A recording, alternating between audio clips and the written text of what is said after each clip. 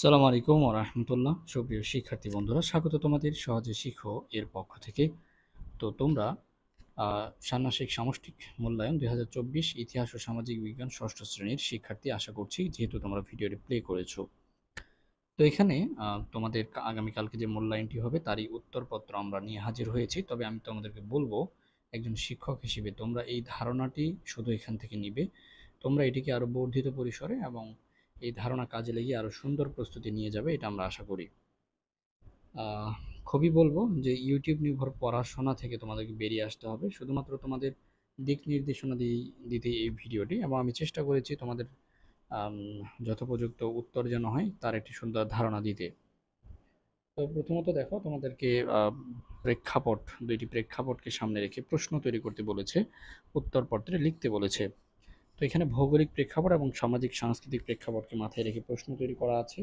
তোমরা একটু দেখে নাও। আমি তিনটি প্রশ্ন দিয়েছি।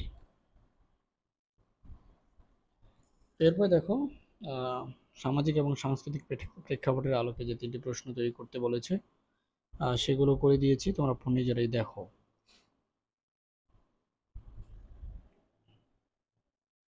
এরপর লক্ষ্য করো যে জোড়া গঠন করে তথ্য সংগ্রহ করার লক্ষ্যে নমুনা সাক্ষাৎকার। আমি একটা এখানে সুন্দর করে সাক্ষাৎকার রেডি করে দিয়েছি।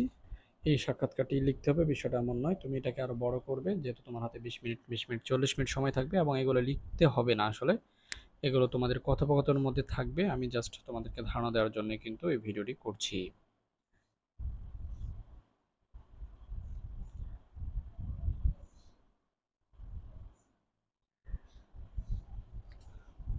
যে ইনফরমেশনগুলো এখানে চাওয়া হয়েছে, যে ইনফরমেশনগুলো দিয়েছি, এগুলো তোমরা আরো বৃদ্ধি করতে পারো। এবং শেষের দিকে কিন্তু আম, আরেকজন যে সহপাঠী আছে সেও কিন্তু প্রশ্ন করতে চাচ্ছে। আমি ডট ডট দিয়ে রেখেছি, যেহেতু তোমাদের একজন আরেকজন দুইজন দুইজনকে কিন্তু তোমাদেরকে সাক্ষাৎকার নিতে হবে। তো এখানে সাক্ষাৎকারের যে তথ্যগুলো উঠে আসবে সেই তথ্যগুলো দিয়ে কিন্তু একটি কী করতে হবে, আহ, বিবরণ লিখতে হবে। তো আমি লিখেছি, দেখো। আমার সহপাঠী রাজু তিতাস বিধৌত ব্রাহ্মণবাড়িয়ার নদী সংলগ্ন এলাকায় বসবাস করে। বর্ষা মৌসুমে ডট ডট ডট তোমরা পড়ে ফেলো।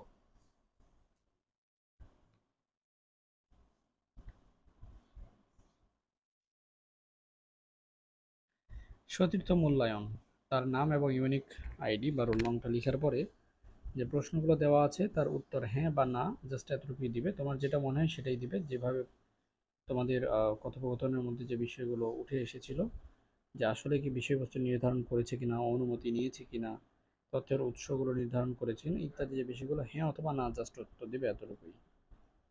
আমি তোমাকে বোঝানোর জন্য চেষ্টা করেছি, তুমি আসলে আমার যে দিক নির্দেশনা এটা ফলো করে তুমি নিজের মতো করে কিন্তু এগুলো লিখবে, লেখার চেষ্টা করবে। তুমি যদি এই ইউটিউব নির্ভর পড়াশোনায় ব্যস্ত থাকো, তাহলে কিন্তু আসলেই তুমি নিজে কিছু শিখতে পারবে না।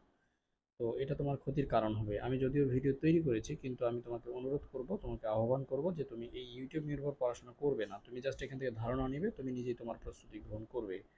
আজকের মতো এই পর্যন্তই। আমাদের একাডেমিক ক্লাসগুলো করার জন্য আমাদের ইউটিউব চ্যানেলটি সাবস্ক্রাইব করো। দেখা হবে পরবর্তী কোনো ভিডিওতে। আসসালামু আলাইকুম।